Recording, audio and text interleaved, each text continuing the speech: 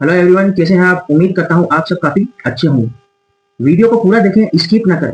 आज हम बात करेंगे न्यू इनकम टैक्स बिल 2025 में क्या है, कैसे बना और इस बिल में संपूर्ण जानकारी। वित्त मंत्री निर्मला सीतारमण जी ने 13 फरवरी 2025 को गुरुवार को संसद में नया आयकर बिल पेश किया। यह लोकसभा में पास हो गया। इस बिल की खास बातें जानते हैं। मौजूदा इनकम टैक्स एक्ट 1961 में पारित हुआ। अधिनियम 1 अप्रैल 1961 से प्रभावी था। इसमें वित्त अधिनियम के तहत 65 बार 4000 से ज्यादा संशोधन हुए। इनकम टैक्स बिल को आसान और समझने लायक बनाने के लिए गैर जरूरी प्रावधान को हटाने के लिए ऑनलाइन 20,976 सुझाव मिले। इनका विश्लेषण किया गया। अतीत में ब्रिटेन और ऑस्ट्रेलिया में ऐसे संशोधन कर चुके हैं। आयकर विभाग ने सलाह ली। 2009 और 2019 में इस संदर्भ में तैयार किए गए दस्तावेजों का अध्ययन भी किया गया।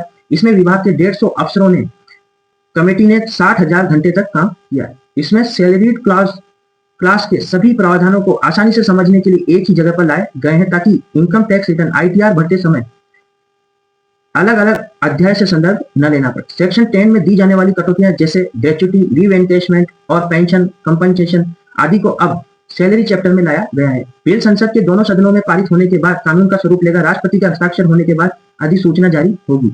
साथ ही साथ सॉफ्टवेयर तैयार करने का काम शुरू होगा।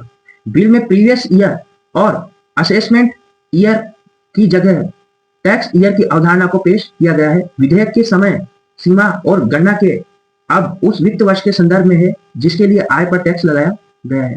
TDS और TCS के प्रावधानों को टेबल के जरिए समझाकर आसान बना दिया गया है। देश में रहने वाले भारतीयों, NRI और जहां TDS की जरूरत नहीं है वैसे मामलों में भुगतान के लिए अलग टेबल है।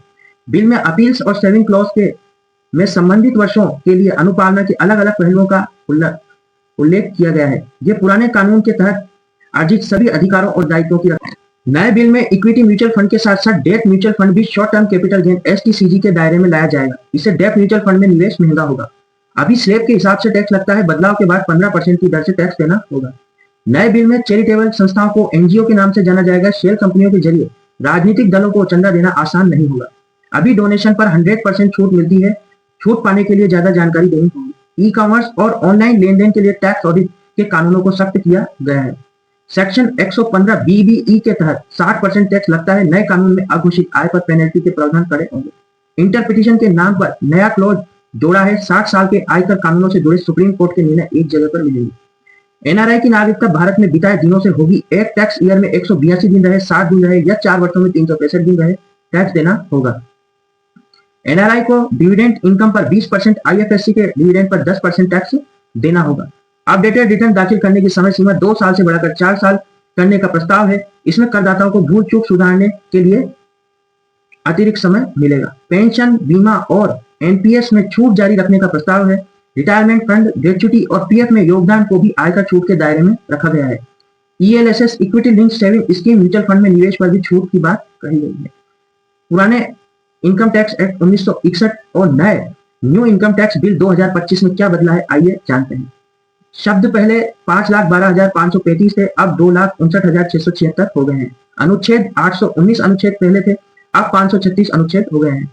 अनुसूची 14 अनुसूची शामिल थी, अब 16 अनुसूची हो गई है। तालिका 18 टेबल 18 थी, अब 57 टेबल हो गई है। पेज 880 थे, जिनसे घटकर 622 पेज अब न्यू इनकम टैक्स बिल 2025 में प्रस्ताव रखा गया है। इसी प्रकार की इंफॉर्मेटिव एजुकेशनल वीडियोस के लिए चैनल को सब्सक्राइब करें, वीडियो को लाइक करें और शेयर करें और कमेंट्स के रूप में अपने फीडबैक को दर्ज करें। Happy investing. Thank you.